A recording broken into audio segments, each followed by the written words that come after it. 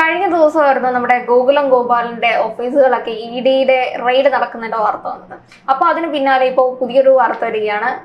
നമ്മുടെ പൃഥ്വിരാജ് സുകുമാരനായിട്ട് ഒരു ആദായ നികുതി നോട്ടീസ് വന്നിരിക്കുകയാണ്. മുൻപ് അഭിനയിച്ച സിനിമകളുടെയൊക്കെ കണക്ക് അല്ലെങ്കിൽ എത്ര പ്രതിഫലമാണ് കൈപ്പറ്റിയിട്ടുള്ളത് എന്ന് രേഖപ്പെടുത്തണമെന്നാണ് പറഞ്ഞിരിക്കുന്നത്.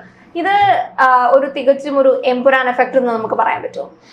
അതായത് പൃഥ്വിരാജിന് കഴിഞ്ഞ 29-ാം തീയതിയാണ് കൊച്ചിയിലെ ആദായ നികുതി വകുപ്പിന്റെ ഓഫീസിൽ നിന്ന് ഒരു നോട്ടീസ് പോയത്. പൃഥ്വിരാജ് അഭിനയിച്ച 3 സിനിമകളെ സംബന്ധിച്ചാണ് ആദായ നികുതി വകുപ്പ് നോട്ടീസ് കൊടുത്തിരിക്കുന്നത്. കടുവ, അതുപോലെ തന്നെ ഗോൾഡ്, ജനഗണമന, ഈ 3 സിനിമകളുടെ പ്രതിഫലവുമായി ബന്ധപ്പെട്ട് ഉള്ള ഡീറ്റെയിൽസ് കൊടുക്കണമെന്നാണ് പൃഥ്വിരാജിനോട് പറഞ്ഞിരിക്കുന്നത്. ഇതിൽ ഗോൾഡ് എന്ന് പറയുന്ന സിനിമ അൽഫോൺസ് പുത്രനാണ് സംവിധാനം ചെയ്തതെന്നാണ് ഞാൻ മനസ്സിലാക്കുന്നത്. എൻ്റെ ഓർമ്മ തെറ്റാണെങ്കിൽ ശരിയല്ലെങ്കിൽ ക്ഷമിക്കുക.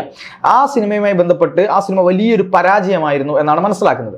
പക്ഷേ ഈ 3 സിനിമകളും പൃഥ്വിരാജ് നടൻ എന്ന നിലയിൽ ശമ്പളം വാങ്ങിയിട്ടില്ല. അതായത് ഒരു പ്രതിഫലം ഉണ്ടാവുമല്ലോ, ആ പ്രതിഫലം വാങ്ങിയിട്ടില്ല.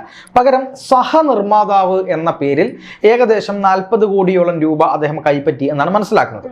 അപ്പോൾ അതിൽ തന്നെയുള്ള പ്രധാനപ്പെട്ട പ്രശ്നം എന്ന് പറയുന്നത് 40 കോടിയോളം രൂപ വാങ്ങുന്ന സമയത്ത് അഭിനേതാവ് എന്ന നിലയിൽ നമ്മളൊരു പണം വാങ്ങുമ്പോൾ അതിന് നികുതി വളരെ കൂടുതലാണ്. അതായത് നമ്മൾ ആദായ നികുതി അടക്കേണ്ടത്, രാജ്യത്തിൻ്റെ ആദായ നികുതിയിലേക്ക് അടക്കേണ്ടത് വളരെ കൂടുതലായ തുകയാണ്.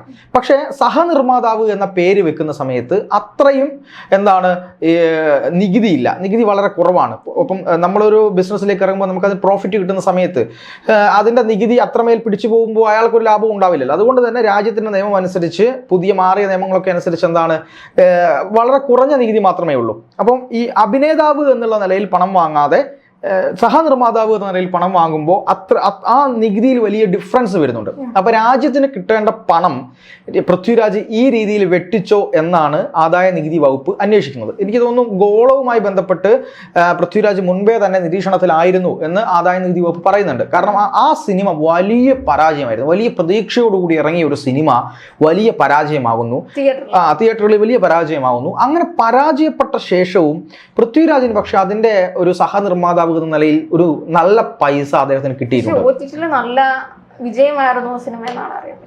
അല്ല, OTT-യേക്കാൾ തിയേറ്ററിൽ അത് വലിയ ബുദ്ധിമുട്ടായിരുന്നു, പരാജയമായിരുന്നു സിനിമ. അത് OTT-യിലേക്ക് വന്നപ്പോഴാണ് കൂടുതൽ ആൾക്കാരിലേക്ക് എത്തിയതും. OTT-യിൽ അതൊരു ഹിറ്റ് സിനിമ തന്നെയായിരുന്നു. OTT-യിൽ ഹിറ്റ് ആകുന്ന സമയത്ത് OTT കൃത്യമായ റൈറ്റ്സ് ഉണ്ട്. അതായത് OTT വാങ്ങുന്നത് ഇത്ര പണത്തിന് വേണ്ടിയാണ് OTT-ക്കാർ ഒരു സിനിമ വാങ്ങുക. അതിലപ്പുറത്തേക്ക് എത്ര ലാഭം കിട്ടിയാലും അത് അവർക്ക് മാത്രമുള്ളതാണ്. അല്ലാതെ ഈ OTT-യുടെ ഭാഗം പിന്നീട് കൊടുക്കുന്ന പരിപാടിയൊന്നും അവർക്കില്ല. പക്ഷെ തിയേറ്റർ അങ്ങനെയല്ല. കിട്ടുന്നതിന്റെ നിശ്ചിത ശതമാനം ഇങ്ങനെ വീതം വെച്ച് പോകുന്ന ഒരു കാര്യമാണ് തിയേറ്ററുകളിൽ സാധാരണയായിട്ട് നമുക്ക് കാണാൻ കഴിയുക. പക്ഷേ ഈ ഗോൾഡുമായി ബന്ധപ്പെട്ട് ഒരു സിനിമയ്ക്ക് സാമ്പത്തിക ലാഭം ഇല്ലാഞ്ഞിട്ട് കൂടിയും ഈ തരത്തിൽ സഹനിർമ്മാതാവ് എന്ന നിലയിൽ എങ്ങനെയാണ് പൃഥ്വിരാജിന് ഒരു ഇത്രയും പൈസ കിട്ടിയത് എന്നൊരു അന്വേഷണത്തിലേക്ക് പോകുന്നുണ്ട്. ഒപ്പം ജനഗണമനയും അതുപോലെ തന്നെ ഈ പറഞ്ഞ കടുവ സിനിമയുമായി ബന്ധപ്പെട്ടും ഇതിന്റെ പിന്നിൽ പണം മുടക്കിയ മറ്റാളുകളുമായി, ഇപ്പം ഡിജോ ജോസ് ആന്റണി ഉൾപ്പെടെയുള്ള ആളുകളുമായി ബന്ധപ്പെട്ട അന്വേഷണം പോകുന്നു എന്നാണ് മനസ്സിലാക്കുന്നത്. ഇതിൽ എംപുരാൻ എഫക്റ്റ് ഉണ്ടോ എന്നുള്ളതായിരുന്നു ചോദ്യം. എംപുരാൻ എഫക്റ്റ് ഉണ്ട് എന്നാണ് എല്ലാ മാധ്യമങ്ങളും പറഞ്ഞുകൊണ്ടിരിക്കുന്നത്. പക്ഷേ യഥാർത്ഥത്തിൽ ഇതിൽ എംപുരാൻ എഫക്റ്റ് ഉണ്ട് എന്നുള്ളതാണ് സത്യം. കാര്യം പൃഥ്വിരാജ് ഉൾപ്പെടെയുള്ള ഗോകുലം ഗോപാലൻ ഉൾപ്പെടെയുള്ള ആളുകൾ, കേരളത്തിലെ മുതലാളിമാരെയും സിനിമാ നിർമ്മാതാക്കളെയും എല്ലാം എടുത്ത് പരിശോധിച്ചാൽ ഇവർക്കൊക്കെ തന്നെയും എന്തുണ്ടാവും? ഈ പറയുന്ന പോലെ ബ്ലാക്ക് വൈറ്റ് ആക്കേണ്ടി വരും. അതുപോലെ തന്നെ വേറെ എവിടെന്നെങ്കിലും പണം കൊണ്ടുവരേണ്ടി വരും. പുറത്തുനിന്ന് ഇൻവെസ്റ്റ്മെന്റ് എടുക്കേണ്ടി വരും. ഇതിലൊക്കെ കൃത്യമായി നികുതി അടയ്ക്കാനോ അല്ലെങ്കിൽ കൃത്യമായ വൈറ്റ് മണി മാത്രം ഉപയോഗിക്കാനോ സാധിക്കില്ല എന്നുള്ളതാണ് യാഥാർത്ഥ്യം. ഈ പല സിനിമകളിലും നമ്മൾ തന്നെ കണ്ടിട്ടുള്ള ഒരു കാര്യമാണ്. അതിനകത്ത് അഭിനേതാക്കൾ തന്നെ ഈ സഹനിർമ്മാതാവായി മാറുന്ന കാര്യം. അപ്പോൾ അവരെയൊക്കെ നമ്മൾ പോയി ഒരു ഇൻകം ടാക്സ് എന്ന നിലയിൽ നമ്മൾ പോയി അവർക്ക് നോട്ടീസ് അയക്കുകയും അവരുടെ ഈ ഒരു പണസ്രോതസ്സിനെ പറ്റി നമ്മൾ അറിയുകയും അത് അന്വേഷണം നടത്തുകയും വേണം. അതാണ് യാഥാർത്ഥ്യം. പക്ഷെ അത് ചെയ്യാതിരിക്കുന്നത് എന്താണെന്ന് വെച്ചാൽ നമ്മുടെ രാജ്യത്തിന്റെ ഗവൺമെന്റും അതുപോലെ തന്നെ സംസ്ഥാന ഗവൺമെന്റും ഒക്കെ ആയിക്കോട്ടെ ഒരു ടേംസ് ആൻഡ് കണ്ടീഷൻസ് രീതിയിലാണ് പോയിക്കൊണ്ടിരിക്കുന്നത്. അതായത് ഇതൊക്കെ ഇവർ ചെയ്യുന്നുണ്ടെന്ന് ഇവർക്കൊക്കെ അറിയാം. പക്ഷേ ഒരു പരിധി വിട്ട് ചെയ്യുന്ന ആളുകളിലേക്ക് മാത്രമാണ് ED-യും അതുപോലെ തന്നെ അന്വേഷണ സംഘവും ഒക്കെ നേരിട്ട് എത്താറുള്ളൂ. അല്ലെങ്കിൽ പ്രത്യേക പരാതികൾ എന്തെങ്കിലും കിട്ടി കോടതിയുടെ നിർദ്ദേശപ്രകാരമൊക്കെ പോവാറുള്ളൂ. അല്ലാതെ എല്ലാവരെയും ചേർന്ന് ഉപദ്രവിക്കാറില്ല എന്നുള്ളതാണ് സത്യം. അങ്ങനെ ഉപദ്രവിക്കുകയാണെങ്കിൽ ഇന്ത്യയിൽ ഒരു കച്ചവടവും നടക്കില്ല എന്നുള്ളത് ഒരു യാഥാർത്ഥ്യവുമാണ്. കറപ്ഷൻ ഒന്നും ഇല്ലാത്ത ഒരു രാജ്യമായി ഇന്ത്യ മാറും. അത് മാറും. അത് മാത്രമല്ല ഇവിടെ വ്യവസായികളൊക്കെ വലിയ പ്രശ്നത്തിലുമാവും. അവര് വളരെ കൃത്യമായ രീതിയിൽ മാത്രമേ അവർക്ക് മുന്നോട്ട് പോകാൻ കഴിയുള്ളൂ. അതിൽ തന്നെ വളരെ ലാഭം വളരെ കുറവായിരിക്കും. ഇങ്ങനത്തെ കാര്യങ്ങളൊക്കെ ഉണ്ട്. ഇന്ത്യയുടെ സാമ്പത്തിക സ്ഥിതിയെ പോലും ഒരുപക്ഷെ അത് ബാധിച്ചേക്കാം എന്നുള്ളതാണ് യാഥാർത്ഥ്യം. പക്ഷേ രാജ്യത്തിന്റെ പൊതുവായ പ്രവർത്തനത്തിന്, വികസന പ്രവർത്തനങ്ങൾക്ക് ആദായ നികുതി എന്ന് പറയുന്നത് വലിയ കാര്യമാണ്. രാജ്യത്തെ ഓരോ ജനത്തിനും, ഓരോ പാവപ്പെട്ടവനും അവന്റെ സേവനങ്ങൾക്ക്, പിന്നെ ശമ്പളത്തിന്, അതുപോലെ തന്നെ പെൻഷന്, മറ്റു അടിസ്ഥാന സൗകര്യങ്ങൾ വികസിപ്പിക്കുന്നതിനൊക്കെ ഈ ആദായ നികുതിയിൽ നിന്നാണ് പണം കൊടുക്കുന്നത്. അത് രാജ്യത്ത് നിന്ന് പാവപ്പെട്ടവന്റെ പണം അല്ലെങ്കിൽ സാധാരണക്കാരന്റെ പണം ഉപയോഗിച്ചുകൊണ്ടാണ് ഈ ആളുകളൊക്കെ തന്നെ പണം ഉണ്ടാക്കുന്നത്. അപ്പൊ അതിന് കൃത്യമായ ആദായ നികുതി രാജ്യത്തിന് കൊടുക്കേണ്ടതുണ്ട്. അപ്പൊ അത് കൊടുക്കുന്നില്ല എന്നും സർക്കാരിന് അറിയുമ്പോൾ ഒരു പരിധി വിട്ടത് പോകുമ്പോൾ സർക്കാർ അതിൽ ഇടപെടും. പക്ഷെ ഇവിടെ പൃഥ്വിരാജും ഗോകുലം ഗോപാലനും ഉൾപ്പെടെയുള്ള ആളുകൾ ഇതൊക്കെ ചെയ്യുന്നുണ്ട് എന്നറിഞ്ഞിട്ടും അവർക്കൊരു ഇളവ് കൊടുത്തത്, അവർക്ക് മാത്രമല്ല പേരെടുത്ത് പറയണ്ട, ഒരുപാട് ആളുകൾക്ക് ഇപ്പോഴും ഇളവ് കൊടുക്കുന്നുണ്ട്. ഇവിടുത്തെ വലിയ വൻകിട ബിസിനസ്സുകാരൊക്കെ ആയെങ്കിൽ അവരുടെയൊക്കെ അന്വേഷിച്ച് പോയാൽ ഇതിലും വലുത് കിട്ടും എന്നുള്ളത് സത്യമാണ്.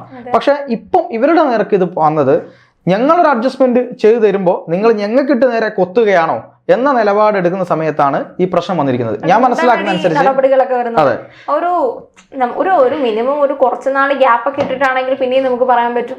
ഒരു ഇമ്പാക്ട് എന്ന രീതിയിൽ ഒരു ചിത്രം ഇറങ്ങുന്നതിന് ശേഷം അതിന് ഉടനടി എല്ലാവർക്കും എതിരെ ഈ നടപടികൾ വരുമ്പോൾ എന്ന് പറയുമ്പോൾ അപ്പോഴാണ് ഇവരൊക്കെ ഈ ഒരു സംശയത്തിന്റെ നിലയിലേക്ക് വരുന്നത്. മാത്രമല്ല, പക്ഷെ അതിൽ ഇടിക്കും ഈ പറയുന്ന എന്താണ് ആദായ നികുതി വകുപ്പിന് ഒരു കാര്യമുണ്ട്.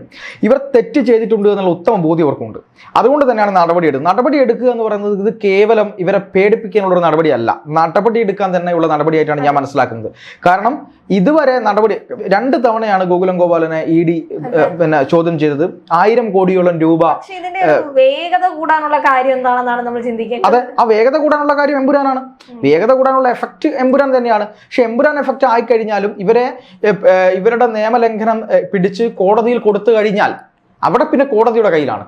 കോടതി ശിക്ഷിക്കപ്പെടുമ്പോൾ ഈ പറയുന്നത് പോലെ പൃഥ്വിരാജായാലും ഗോകുലം ഗോപാലനായാലും ഒക്കെ ബിസിനസ് രംഗത്തും തകർച്ച വരാം.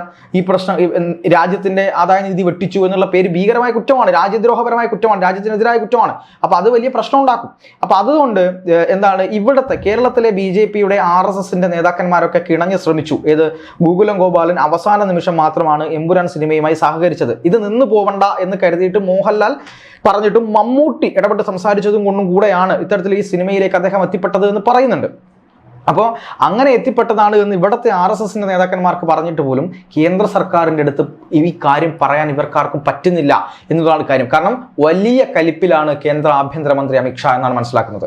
ഗുജറാത്ത് കലാപവുമായി ബന്ധപ്പെട്ട് ഇത്തരത്തിൽ ഈ കാര്യങ്ങളെ കൊണ്ടുചെന്നെത്തിച്ച് ആഭ്യന്തരമന്ത്രിക്ക് നേരെ തന്നെ വിരൽ ചൂണ്ടിയത് കൊണ്ട് ഒരു തരത്തിലും എന്ത് ചെയ്യാൻ പറ്റുന്നില്ല, ഇവിടുത്തെ നേതാക്കന്മാർക്ക് ഇടപെട്ടുകൊണ്ട് ഇത് തടയാൻ, ഇത് ബ്ലോക്ക് ചെയ്യാൻ പറ്റാത്തൊരവസ്ഥയിലേക്ക് കാര്യങ്ങൾ കൊണ്ടുപോയിരിക്കുന്നു എന്നാണ് മനസ്സിലാവുന്നത്. മാത്രമല്ല RSSന്റെ നാഗ്പൂരിലെ തന്നെ കേന്ദ്രത്തിൽ നിന്ന് ഈ സിനിമയ്ക്കെതിരായിക്കൊണ്ടും സിനിമാ നിർമ്മാതാക്കൾക്കും മോഹൻലാലിനും ഒക്കെ എതിരായിക്കൊണ്ട് വലിയ പ്രതിഷേധം ഉയർന്നിരുന്നു. മോഹൻലാലിനെ സംബന്ധിച്ച് ഈ പ്രശ്നം അദ്ദേഹം ഒരു വിധത്തിൽ പറഞ്ഞ് മനസ്സിലാക്കി RSS നേതാക്കളെ കണ്ട് ഒക്കെ എന്നാണ് ഞാൻ മനസ്സിലാക്കുന്നത്. ഇനി നാളെ മോഹൻലാലിന് നേരെ നോട്ടീസ് വരുമെന്ന് എനിക്കറിയില്ല. പക്ഷെ എന്ത് തന്നെയായാലും RSSന്റെയും കേന്ദ്ര നേതൃത്വത്തിന്റെയും ഏറ്റവും മുകൾത്തട്ടിൽ നിന്നാണ് നടപടികൾ വരുന്നത്. ഇവിടുത്തെ നേതാക്കന്മാർക്ക് പോലും ഈ കാര്യത്തിൽ ഒന്നും ചെയ്യാൻ കഴിയാത്ത അവസ്ഥയിലേക്ക് കാര്യങ്ങൾ പോകുന്നുണ്ട് എന്ന് തന്നെയാണ് മനസ്സിലാവുന്നത്. അതുകൊണ്ട് തന്നെ ഇനി എന്തൊക്കെയാണ് വരാൻ പോകുന്നത്, ഇനി എവിടെയൊക്കെ റെയ്ഡ് നടക്കും, ആരിലേക്കൊക്കെ അന്വേഷണം എത്തും എന്നൊന്നും പറയാൻ പറ്റില്ല. ഇത് എമ്പുരാൻ എഫക്ട് തന്നെയാണ്. പക്ഷെ ഇതിൽ തെറ്റ് ചെയ്തിട്ടുണ്ടായിരിക്കാം, ഇല്ലായിരിക്കാം, അത് കോടതിയാണ് തെളിയിക്കേണ്ടത്.